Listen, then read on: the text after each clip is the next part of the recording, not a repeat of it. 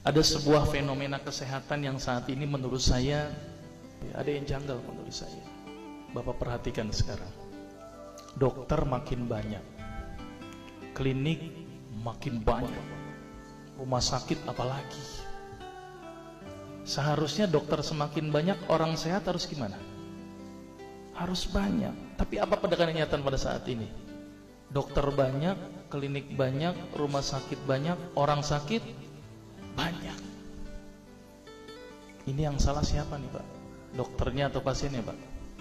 Karena saya dokter, saya salahin pasiennya. Ternyata pasien itu makhluk yang pasrah menurut saya.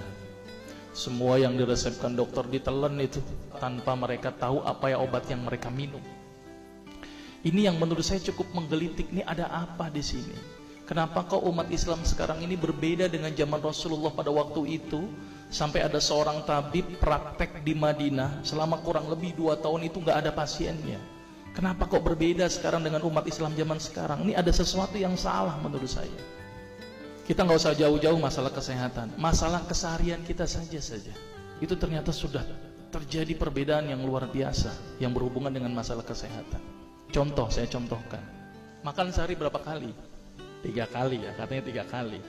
Padahal nih ada yang mengatakan bahwa makan sebelum lapar, berhenti sebelum kenyang. Berapa kali berarti? Tidak 3 kali, terserah perut. Jadi patokan 3 kali sebenarnya dalam Islam itu tidak ada sebenarnya. Ada sesuatu yang aneh. Maka itu saya sempat berpikir, ini jangan-jangan ini ada sebuah kesalahan dalam diri saya. Maka itu saya setelah lulus dokter, saya melanjutkan kuliah lagi, tapi tidak ngambil spesialis gitu ya. Jadi saya ngambil kuliah lagi jurusan tafsir hadis gitu ya.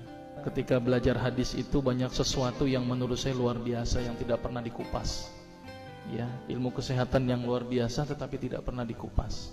Nah, di situ saya bertemu dengan seorang ustadz. Kemudian ustadz itu bilang begini. Ini latar belakang saya kenapa saya belajar pengobatan Nabi. Ustadz itu bertanya kepada saya begini, "Dok, antum yakin gak sih dok kalau antum masuk surga?" Saya jawabnya pada waktu itu apa? "Yakin Ustadz, saya masuk surga karena Allah menurut prasangka hambanya." Tapi Ustadz itu bilangnya lain. "Kayaknya antum masuk neraka deh." Waduh. Dia memberikan data-datanya ke saya. Maka saya bersyukur kepada Ustadz tersebut ya.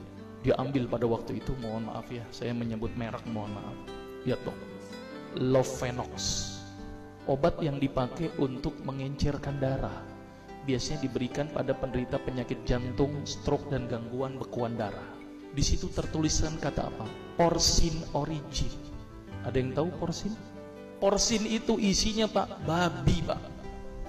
Saya bilang, waduh, berarti dok kalau antum resepin porsin satu pasien, antum telan itu obatnya, kira-kira ibadah orang tersebut diterima nggak sama Allah? Siapa yang dipersalahkan nanti? Diambil obat yang kedua, Actrapid. Apa itu? Insulin. Tulisannya apa? Human insulin. Jadi diambil dari manusia yang telah meninggal, diambil pankreasnya, insulinnya, yang menderita penyakit kanker pankreas, dibuatlah obat. Berarti dokter sudah menyuntikkan manusia ke dalam manusia. Diambil obat namanya analsik. Apa itu analsik? Obat untuk pusing. Ini di kalangan dokter sering resep ini. Isinya apa? Antalgin dan diazepam. Makanya kalau orang minum obat ini pasti ketagihan, saya yakin. Karena kenapa? Karena mengandung diazepam. Diazepam itu apa? Narkoba. Maka itu cara nyari uang paling gampang, kasih aja resepin analsik, pasti balik lagi dia. Karena kenapa? Narkobanya bikin kecanduan. Diazepam, fatwa ulama bagaimana? Haram. Diambil lagi obat batuk, kodein. Maka itu kita minum obat batuk langsung hilang batuknya karena kodein. Kodein ini ternyata derivat dari narkoba. Berarti dokter sudah resepin narkoba. Diambil semua obat sirup di depan saya, lihat kok, ada nggak yang tidak mengandung alkohol? Semuanya mengandung alkohol. Sampai saya pikir, Masya Allah, berapa ribu pasien yang telah saya resepkan obat-obatan haram tersebut. Ini yang menjadi kegelisahan saya Pak. Terus kemudian saya melihat ada sesuatu yang salah. Kenapa? Karena agama Islam tidak dipelajari secara benar. Banyak umat Islam saat ini belajar akidah, belajar akhlak, belajar fikih. Tapi lihat, pernahkah umat Islam di sini belajar masalah kesehatan Islam? Sedikit sekali. Kajian-kajian tentang kedokteran Islam hampir tidak ada. Makanya tidak heran sekarang umat Islam yang notabene hebat menurut saya katanya, tapi ternyata banyak yang sakit karena dilupakan aspek ini.